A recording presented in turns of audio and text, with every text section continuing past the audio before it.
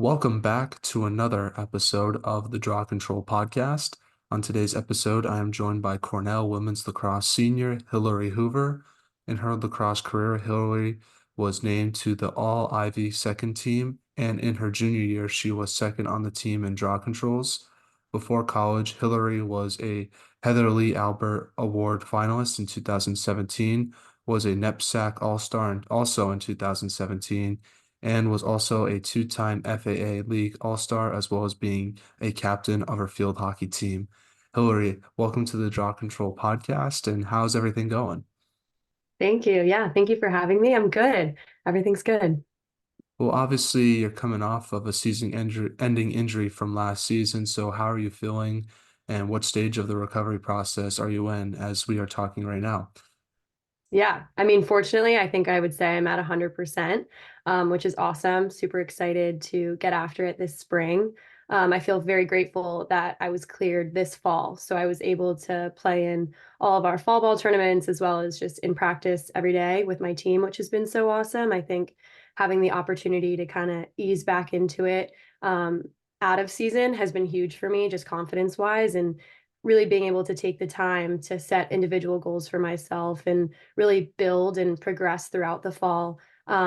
Again, just in my confidence and sort of getting hit again and all those things that you sort of forget what that feels like for a year. But I'm so grateful to have, such amazing strength coaches and athletic trainers who have been with me every single day for the past year and a half, pushing me. So definitely feel faster and stronger than ever. So yeah, super excited.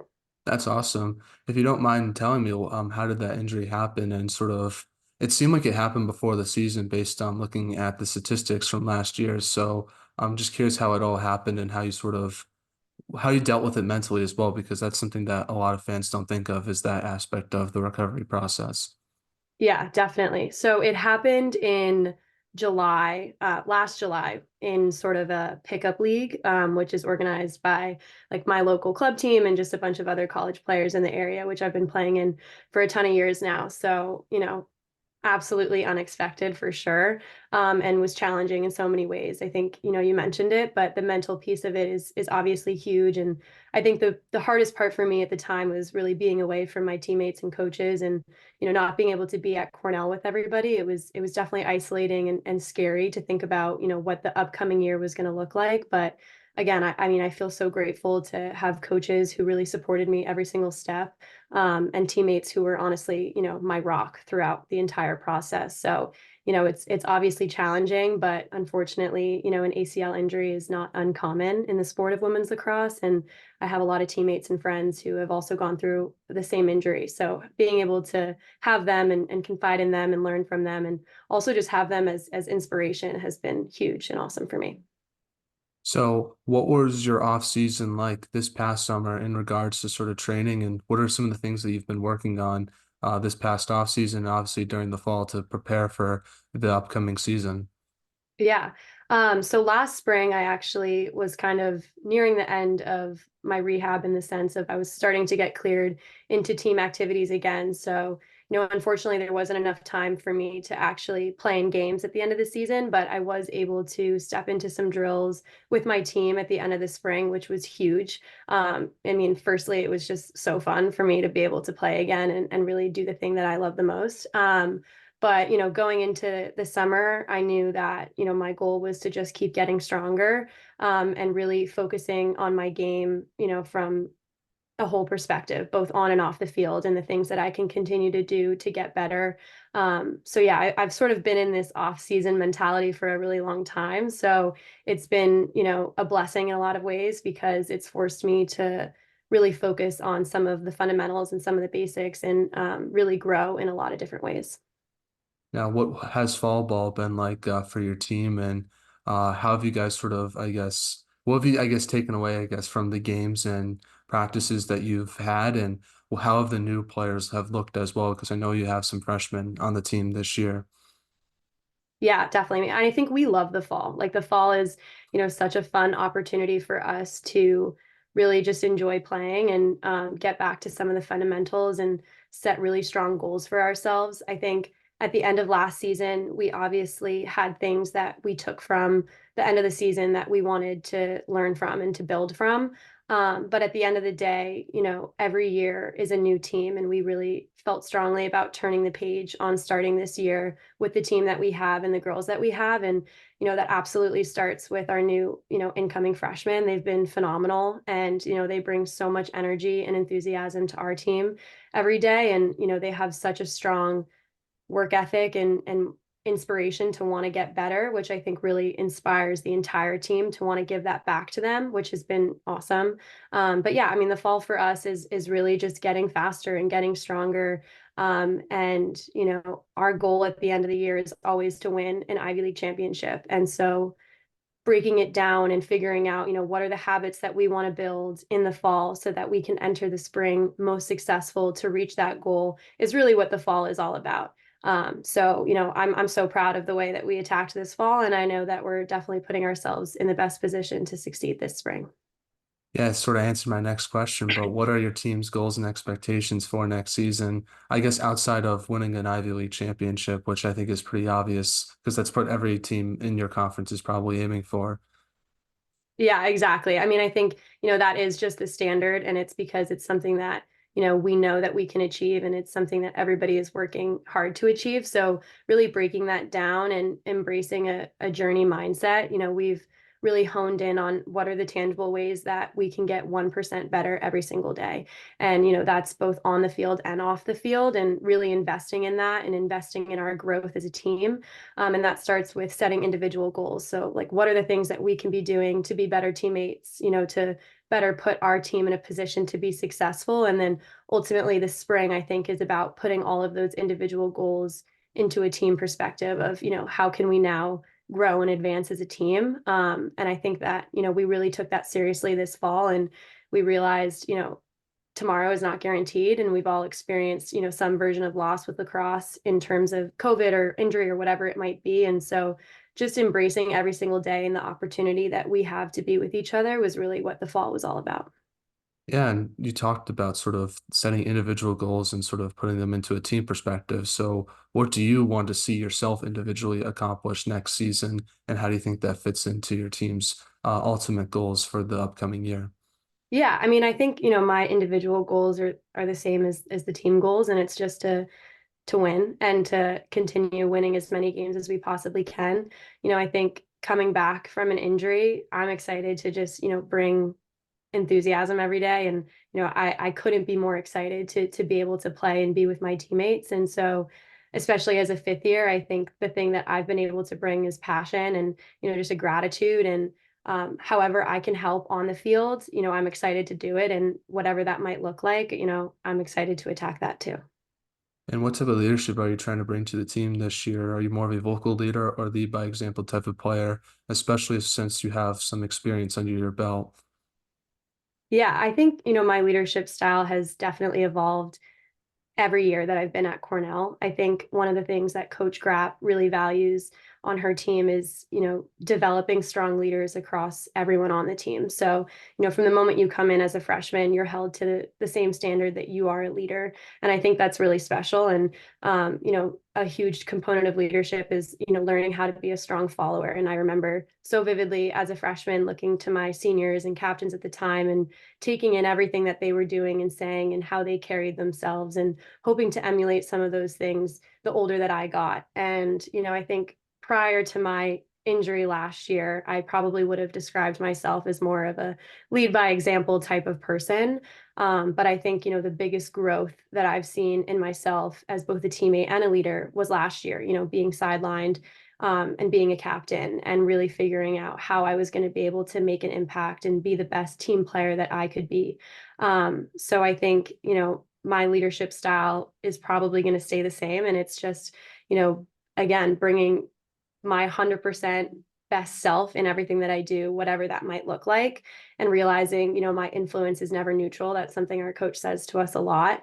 And it's something I thought about a lot last year, like how can I make the most of this situation and how can I better the people around me with, the hand that I've been dealt. So I think, just general passion and enthusiasm. And again, just so much excitement to be there and so much love for all my teammates and for Cornell.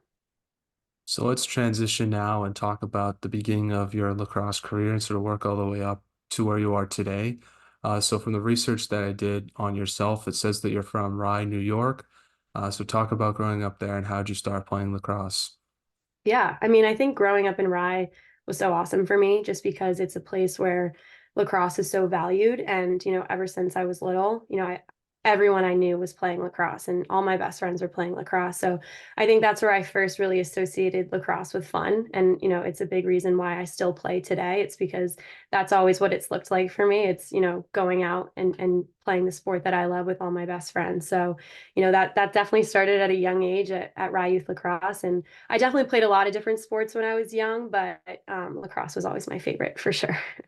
Growing up, did you have like a favorite player or team that you like to watch? Yeah, I mean, obviously Cornell. I had a player on my high school team who was older than I was, who was committed to Cornell, and she ended up being my teammate. And, like I always looked up to her so much as both a player, but also just a leader. And, from that moment, like I just became obsessed with the school and everything that they were doing. But I think outside of that too, I remember very vividly as like a freshman in high school, going to the youth national girls tournament, which they would do at the same weekend as the NCAA tournament every year. And would try and put it in like the same location to get young girls to go, which I think is awesome. But I remember being a freshman and UNC and Maryland were playing in the national championship, and I had just started playing defense and I had just been sort of exposed to the recruiting landscape and, the idea of potentially playing college lacrosse. And there was one defender on UNC who was just like all over the ball and was always the one clearing. And she was on the draw circle. And, that was a huge moment for me to realize like, wow, like that is where I want to be. I want to be on that stage and I want to be playing the way that she's playing. So that was really cool. Do you remember who the player was? I don't. And I was trying to think about who it was, but no, I mean, that whole team that year in 2016, like all of them, they were so awesome. Well, before college, you did get the chance to play for your high school at Sacred Heart, Greenwich. Just talk about your high school lacrosse experience with that team and sort of what you took away from it. And do you have like a favorite memory from your high school days when you look back on it now? Yeah, I mean, I think, my high school experience was very similar to my youth experience. It was just so much fun. And I feel so lucky to have played on a team that was as competitive as, Sacred Heart was at the time and still is today. They're arguably even better than we were, which is awesome. But, like being able to play with, I think, some of the best players that I'll ever play with who went on to win national championships and are now playing at, top powerhouse programs, taught me everything that, I now carry into my game today and the work ethic that, I've applied to my college game, which I think is huge. Having exposure to that in high school, definitely puts you in a position to be successful. And, outside of that too, like we just had so much fun together. And in high school, obviously, you're not playing lacrosse all year round, you're playing lots of different sports. So we would always count down the days and look forward to the spring. So again, having all that passion and enthusiasm for the sport, throughout my entire high school experience, I think is a huge factor in why I wanted to keep playing and why I still want to keep playing today.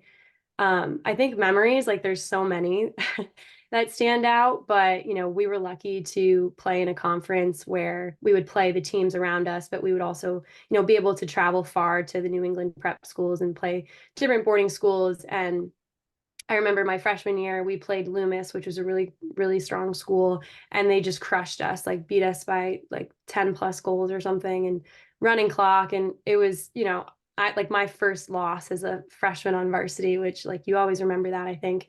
And then, we weren't able to play them again for a few years, but then playing them again our senior year and winning in our last game of the season was so full circle and so awesome. And yeah, it was pretty cool. Now, how do you think your high school lacrosse experience sort of helped prepared you for your time with Cornell?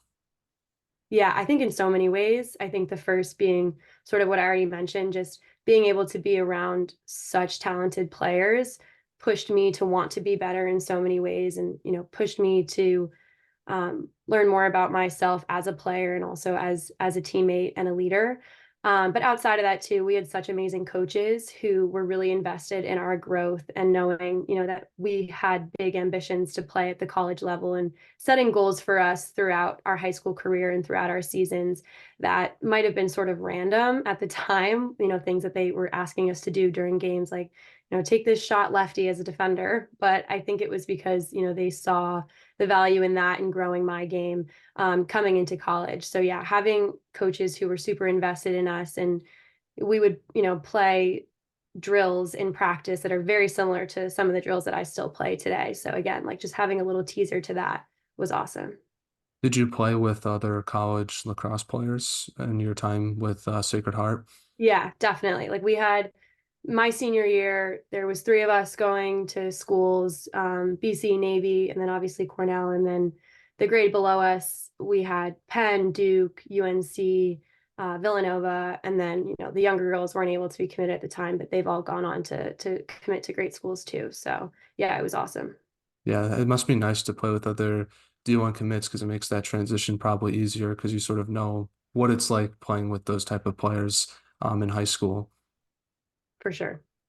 So let's talk about your recruiting process now with Cornell. What made you want to go there versus other schools you might have looked at, and how does that recruitment process work? Because I know with an Ivy League school, it's a little bit different than other schools just because there's no national letter of intent. There's like some sort of, I think you have to get accepted academically, which you do have, which you have to do that at every school, but it's a little bit more of a, I guess, unique process compared to some of the other places. So you can explain that. Yeah. I also committed before the new rule change, so it was a little different in that regard too. But yeah, I was like a freshman and sophomore when I really started talking to coaches and going on visits. I think I knew pretty early on that I wanted to go to a place where I was going to feel the most challenged, both athletically and academically. So I think naturally I was drawn to the Ivy League just for the way that they've been able to balance both of those things so competitively. And it's such a cliche, but really, like when I was able to have my first conversation with Coach Grapp and step foot on Cornell's campus, like, I just knew that that's where I wanted to go to school. And really talking to the girls, I could tell immediately that it was a special place. And I think anybody who is even closely connected to Cornell in some way can attest to that Cornell is really special and Cornell lacrosse is especially special. And I feel really lucky to have the opportunity to play there. And as a freshman, what was sort of the biggest adjustment you had to make to college lacrosse? I think the biggest would probably just be the pace of the game. And I know that's something that almost everyone would say. It's just when you get to college, first everyone's amazing. So, that pushes you in so many ways, but also everyone is faster, everyone is stronger. And so I think that's why the fall is so important for us too, especially for our freshmen, just to get that glimpse of what it feels like to play against another team and how fast other teams play. And realizing that some of the things that you might have been able to quote unquote get away with in high school don't necessarily work in the college game. So it's all a learning curve, but I think the best way to do it is really just dive into it head first, which is really what our fall ball is all about.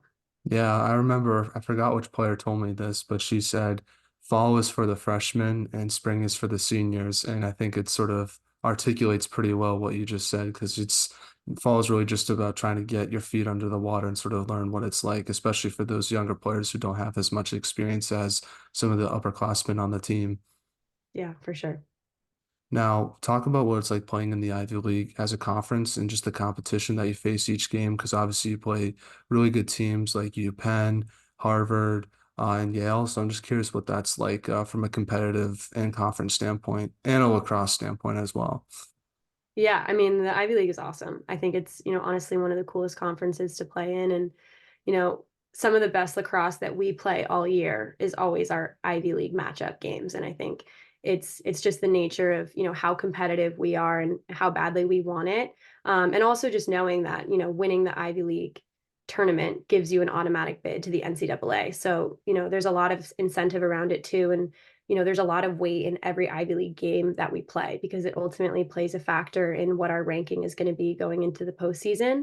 And it's really a conference where you could see the number 8 seed upset the number 1 seed on any given day. So when it's a Saturday and it's Ivy League day, like we finish up our tournament, our game, wherever it is, and then we immediately check the scores of all the other games because nothing is guaranteed. It's always exciting.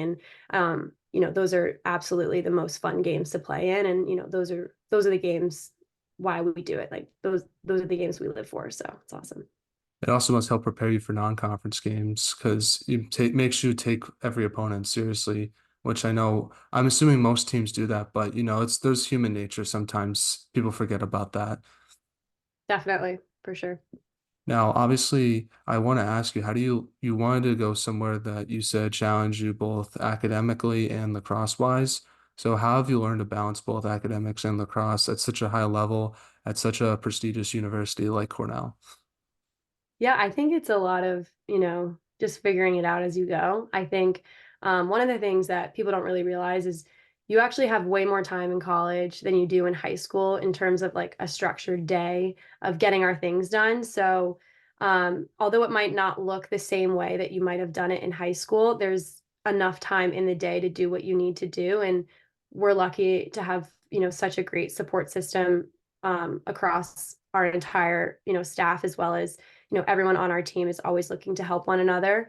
But yeah, I think you just kind of figure it out and you make it work as best as you can. And everyone's different. Everyone knows what works best for them. So it's a little bit of trial and error. So during your freshman and sophomore year, the season was canceled due to the pandemic. I want to ask you how you handled that challenge of not playing games and with the uncertainty that you had to face, not knowing when you were going to play again, especially during that sophomore year where everyone was playing except for you guys, it probably felt like. Yeah. I mean, it was obviously tremendously hard. And I think, everyone can probably speak on what that day looked like for everybody individually. But, when we found out our season was canceled my freshman year, like as devastated as I was personally, I was even more upset for, my seniors at the time. Obviously, we didn't know that we were going to go lose another year after that, but, to see everything that they had worked for, everything that they love so much really be taken away from them, that was the hardest part for me. And going home was obviously challenging, being away from my teammates, but we have such a strong team and we really are a family. So I think, in the times when we weren't able to be with each other physically, or it might have looked, different coming into my sophomore year, like we had also never been closer as a group. And, you know, we weren't sure when the day was going to come that we were going to be able to play, but we knew it was going to. And investing in that, investing in our future, and knowing that there will come a time that we get to do this together again, and holding on to that and holding on to each other. Our coaches were such leaders in that, and they, constantly echoed that to us, and it just trickled down across the team. So as hard as it was, I think it reminds me so much about why I love Cornell and I love Cornell lacrosse. And ultimately making the decision, I think, to unenroll from classes my sophomore year so that I could come back a fifth year, really speaks volumes to really how much I love it. Because, in a lot of other ways, it could have been easier to just go somewhere else or figure it out a different way. But, Cornell is truly home for me, and it's been, such a phenomenal experience, and I want to give back to it as much as I can.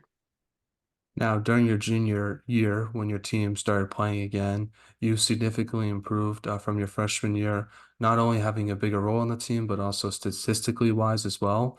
So my question is, what was like the biggest improvement you've made to your game that led to the success that you had that season, especially with a team that was so young, because over half the team didn't have a game under their belt when the season began, which I think is pretty crazy to think about. Yeah, it was pretty crazy. I was technically a junior at the time, so in a lot of ways, I was looked at as an upperclassman, but to your point, really only had 6 games under my belt. So a lot of it was kind of faking it until you make it. But I think the reason that, we were able to be successful that year is we felt all the confidence in the world from our coaches, and knowing that they believed in us. And even having only 6 games, like it's a lot. I think you learn so much even in one game in the college level, and as much experience and exposure that you can get. We also watched so much lacrosse that sophomore year, which I think is really cool. Like our Saturdays, we would just post up ESPN and watch every single, women's lacrosse game that was on TV because we weren't able to play. And we learned a ton too. So I think, obviously there wasn't as much on-field experience that we were able to really build off of. I think that, also gave us a bit of a unique opportunity to just play lacrosse and, I just, again, play with an excitement to finally be able to play. What have you taken away from your lacrosse experience with Cornell so far? Oh my gosh.